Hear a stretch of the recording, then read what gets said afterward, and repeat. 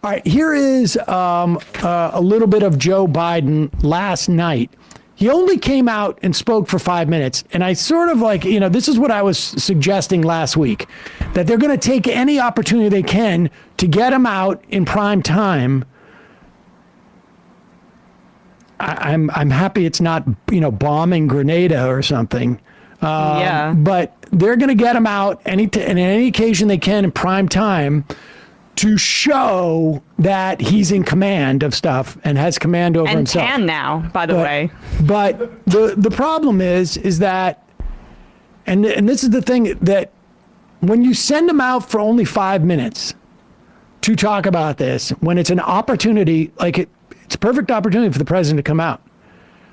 But the president at this point should be taking questions or should be saying a little bit more about the idea that the Supreme Court has found that the president essentially is above the law or is not subject to the law. The law is still there. The president can do illegal things. He just is not. He's just not held accountable. Here is Biden basically saying, this is what I'm going to do. Absolutely nothing. I'm not going to suggest that the Supreme Court needs to be reformed. I'm just going to say, well, right now the choice is between me and Donald Trump, and I promise not to take advantage of the fact that I can't go to jail for anything. Is acceptable. Perhaps most importantly, the American people must decide if they want to entrust the president once again, the presidency, to Donald Trump, now knowing he'll be even more emboldened to do whatever he pleases whenever he wants to do it. At the outset of our nation, it was the character of George Washington, our first president, that defined the presidency. He believed power was limited, not absolute. And that power always resides with the people, always. Now, over 200 years later, today's Supreme Court decision, once again, it'll depend on the character of the men and women who hold that presidency that are going to define the limits of the power of the presidency, because the law will no longer do it. I know I will respect the limits of the presidential powers I have for 3.5 years, but any president, including Donald Trump, will now be free to ignore the law. I concur with Justice Sotomayor's dissent today. Here's what she said. She said, in every use of official power, the president is now a king above the law. With fear for our democracy, I dissent. End of quote.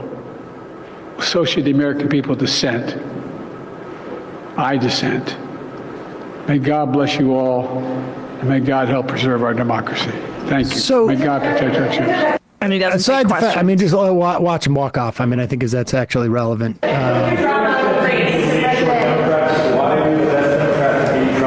little measured.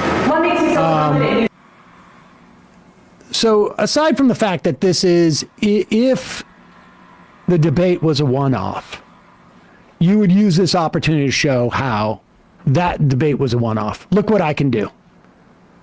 Look what I can do. And then in terms of the content, putting aside the fact that, he may be on the verge of, a couple of days, 5 days, 6 days, a week, whatever, from stepping down. It's not enough for the president to say, I dissent.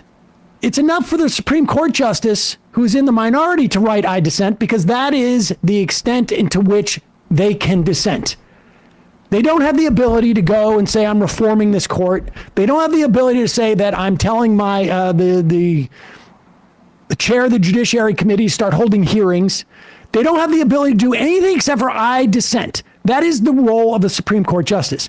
The role of a president is very different. It's not enough for him to say I dissent. He needs to do things, both as he's incumbent to do those things, both as a function of helping our democracy and also as a function of politics. You cannot communicate to the American public what has just happened this past week at the Supreme Court. And I'm talking about, half of the decisions over the past week. if all you say is, I disagree. If you're the president of the United States, and I'm not saying he has to do anything illegal or, though it appears he could, but if you don't react with action, if you don't react, it's like if you are an archer and your quiver is full of arrows and you don't take one of those arrows out and put it into your bow, you're just communicating to people that it's really not that big of a deal. I mean, the average voter, what percentage of people do you think saw that press conference or even care? I mean, nobody. 1%, I don't know. I mean, but even if they did, even if everybody was to watch it, it would almost be worse because all it would be like, okay, this is how important it is. 5 minutes of him saying, I disagree. Yeah.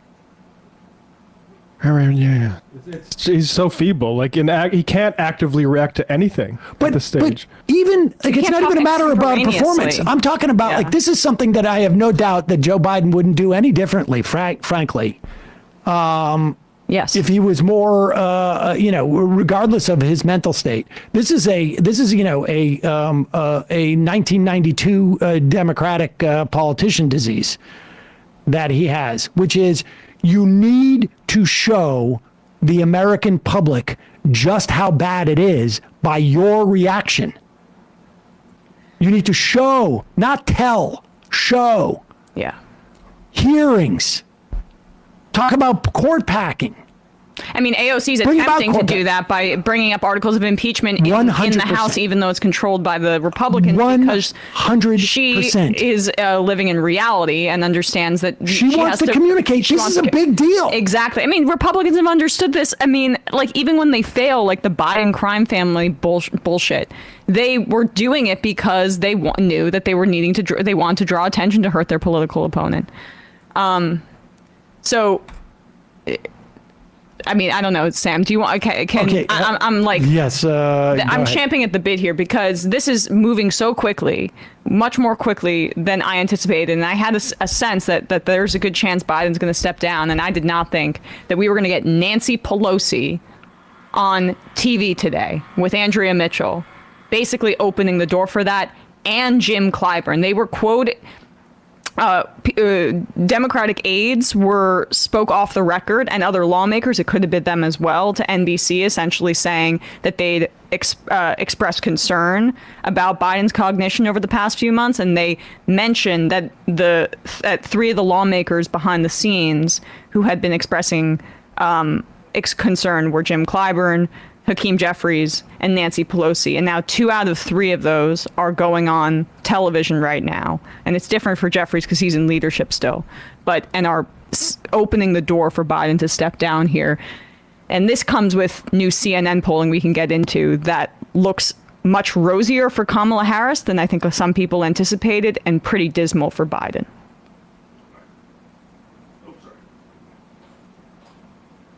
Those who may have been affected by burn pits, the list goes on, and then the IRA. So we have all these things that he was masterful in helping to orchestrate, to write, and to pass. So he has a vision, he has knowledge, he has judgment, he has a strategic thinking, and the rest. He has a bad night. Now, again, I think it's a legitimate question to say, is this an episode or is this a condition? And so when people ask that question, it's completely legitimate of both candidates. Because what we saw on the other side was a lying of Justin. I tore up his speech when he lied to the Congress on every single page of his State of the Union. We should be tearing up what he said the other day because it was a pack of lies. And it's very hard to debate somebody when you have to undo or debunk everything they're saying. But arguably, I think both candidates owe whatever test you want to put them to in terms of their mental acuity and their health. Both of them. Both of them. That's Nancy Pelosi. Now Jim Clyburn, one of the most powerful Democrats, also on the same show with Andrea Mitchell today. How would you feel if there is a decision for him to step down, if he decides that, and he has to decide that? or if the party pressures him to do that, how would you feel if they worked around and tried to go around Kamala Harris because of her lack of high poll numbers and popularity and broadly based? Do you think it's hers to have if it is not his? I will support her if he were to step aside. But I want to support her going forward sometime in the future. I want this ticket to continue to be Biden-Harris, and then we'll see what happens after the next election. No, this party should not in any way do anything to work around Ms. Harris. We should do everything we can to bolster her, whether it's in second place or at the top of the ticket. How would you feel? I mean, it's interesting because this is, we're watching these guys tiptoe, right? Yeah. And when Clyburn said, but no, and this is the first time I'm seeing this clip, when he said, but no, I thought he could have said one of two things. He could have said one of two things. One of the things he could have said was, but no, I firmly support Joe Biden staying on the ticket, and I am right there. And I thought that's where he was going, and I was going like, oh, this. But instead, he says, but no, I'll support Kamala Harris. So, and again, like, I think a lot of this is poll contingent, not poll contingent on what Democrats want or not want, because I haven't wanted, I wanted someone different. I don't know who it would have been than Joe Biden, but am I going to vote for Joe Biden? Yes. Am I going to vote for Joe Biden if they wheel him out and he's the Democratic nominee? Yes. And by voting, I mean, like, if I'm in a swing state, that whole thing, all those caveats, people understand that. But what's happening now is you're watching the leadership of the Democratic Party essentially blow up the big cushy thing that they put out in front of, like, a house that's burning and somebody's going to jump out. They're not yelling jump right yet because they need to build the cushion first. Yep. And Biden needs to, and the New York Times editorial board over the weekend, all of these papers came out with very similar framing. And these folks, especially at the Times, are well connected. And they framed it in this extremely rosy way for Biden about how he can have this shining legacy, about how he was an accomplished president, how he defeated Donald Trump, all the things that he needs to hear in order to gracefully step aside. And I don't think that's a coincidence. And then when you're talking about polling here, CNN just came out. This is the first real post-debate poll here. And this is less relevant that most voters think Democrats have a better chance of keeping the White House if Biden isn't the nominee. But Bradley, could you just pull up what Daniel summarized here? In CNN's new poll, Trump is in the lead against Biden by 6 points. Pop this up on the screen here. Harris, 2. Harris, without running as president and being a relatively low-profile vice president, leads or has a better shot in this polling immediately after. And independents, like I'm going to vote for whoever is the Democrat on the ticket, as I did in 2016, in 2020, and 2024. But independents, Trump leads Biden 44-34. Harris leads Trump against independents 43-40. And then with people of color, Kamala Harris has an 8-point advantage. Yeah. And I would also just underline the point that she's competent to perform the duties of the president, regardless of her ideology, and Biden's clearly not. The negative partisanship about the Republicans cannot be overstated. We've seen them underperform throughout this country, specifically the MAGA-associated Republicans, the Trump-associated Republicans. There just needs to be somebody who can galvanize enough people to turn them out, to stave off this extremely unpopular party and leader of it, who most Americans view as an extremist. As I said yesterday, this is a massive opportunity for the Democrats, and they see these CNN numbers and they have their own internal numbers that are quite similar, is my guess. Because Pelosi sticking her neck out there less than a week after this, they feel like time's of the essence. In my reading of this, Yeah. And so, I understand that it's scary, the unknown of it, but I think that when you see that gap, post-debate, Trump leading Biden nationally 49-43. That should give everybody like deep concern, and I think it gives the Democrats deep concern. Militant apathy says people of color number for Harris is that low. I don't believe it. I understand what you're looking at. Plus 29 is the is how much she is up for people Yes. of color Versus over Trump. Trump. That's the margin between Now Trump. he may not think that that's even accurate, like because it's probably. I mean, I'm not looking I think at the numbers Democrats there, are a little bit delusional, but like Trump has a bigger buy-in with black voters than a standard Republican, and I think it might be a problem. It doesn't mean that necessarily all those people are going to actually vote. Remember, again, like all of the polling has shown consistently that if you did not vote in 2018, if you did not vote in 2020, and you did not vote in 2022, you are overwhelmingly likely to say in a poll, I'm going to vote for Donald Trump. It's the opposite for Biden, and I would imagine that's going to hold for Harris as well. The higher propensity voters vote for the Democrats.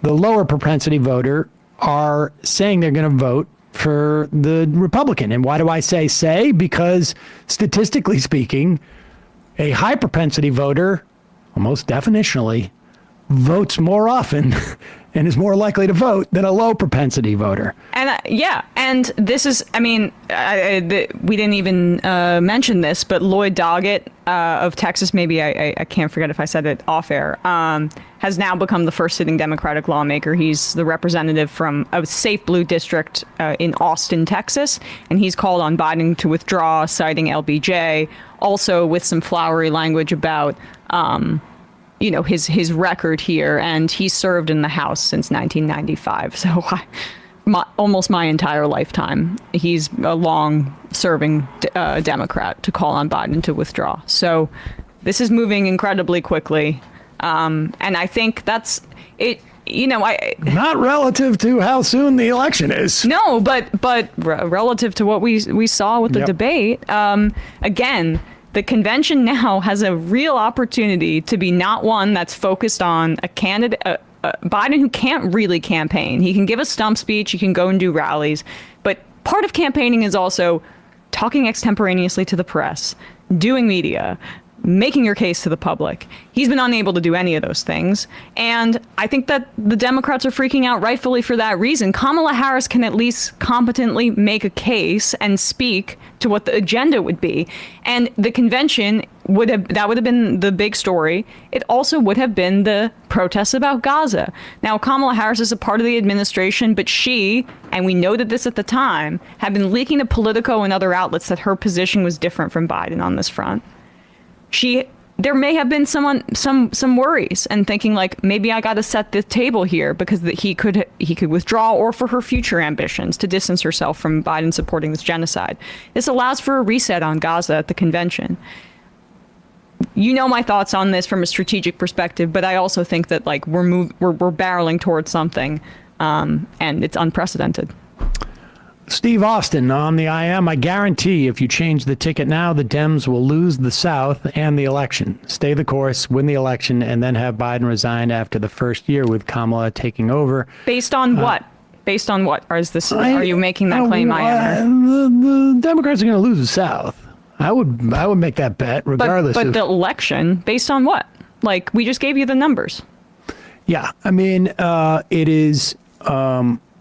Yeah, I mean, the thing is Kamala might not be a great candidate either, and that's another thing we can thank Joe Biden for putting us a situation for. Right. The biggest, I think, liability with Harris is really just a question of how much does that motivate the misogynist, racist elements of Donald Trump's electorate. I mean, my argument with what happened with Clinton very often, and there's a lot of reasons why she lost, et cetera, but I think there was a sense of like, we had Obama, we've already had one non-normal president. Like, I don't think racists and misogynists, I don't think that they think like I'm racist and misogynist. I think it's just like I'm looking at somebody who's not me. And yeah. So there is a question as to whether those voters who didn't vote in 18 and in 20 and 22 are going to be like, 5-alarm fire, woman, black. I got to get out there and vote against this. Fair. I'm just raising it. We don't know. She would not have been my candidate to select, of course. But Biden, I'm joking about the K-Hive thing. I'm just trying, like, I want. Yeah, Biden people are to step saying down. like Emma doesn't understand how bad Kamala's record as a prosecutor is. We're all aware who these people are. Oh my gosh! I don't know if you've listened to this program for 5 or 6 years. Biden's record was horrendous, but we want a Democratic administration, and the point is that right now, those risks that Sam is outlining are very real. But we are basically between a choice between Biden continuing on as a senile candidate who's dropping. I would rather lose with somebody who can A, talk about abortion in a way that doesn't want to make me rip my hair out, and B, talk about, say, Trump as a felon without, like, getting upset about his son or something. Let's put it this way. Look, we have this, as militant apathy calls it, the X factor. We do not know how inspired Trump voters will be to come out and vote against Kamala Harris. Somebody else has asked, do you think Kamala Harris is going to pull Trump voters? No, of course not. I do think, however, that it's possible that she will not depress the Democratic vote in the way that people were starting to get depressed about Biden. Reflected in that CNN polling about her polling with independents. I'm sorry. It should be clear. Like, I think anybody who tells you that they can clearly see what's going on or where the support is absolutely lying to you. Anybody who says with any type of assuredness that they can tell whether Biden or Harris at this point could win. Now, I think it's just a question of like the number of X factors, the difficulty in transitioning between candidates. Because let's say you go from Biden to Newsom, for instance. Newsom has no presidential candidate, campaign set up. They have no infrastructure. They have no. They haven't filed with the Federal Election Commission. They have no offices. They have no bank accounts. They have nothing. And this is a massive undertaking. And at the very least, Harris would inherit Biden's. I think Matt's point about abortion was really, really astute. And Duber writes in and says, first woman president when abortion is on the line. Slam dunk. Yeah, I mean, maybe it's not a slam dunk, but that's a better way of losing than this pathetic thing of like hoping that a wave carries a corpse over the finish line. But you see the narrative. You can see the case, right? Yeah. You can make that case.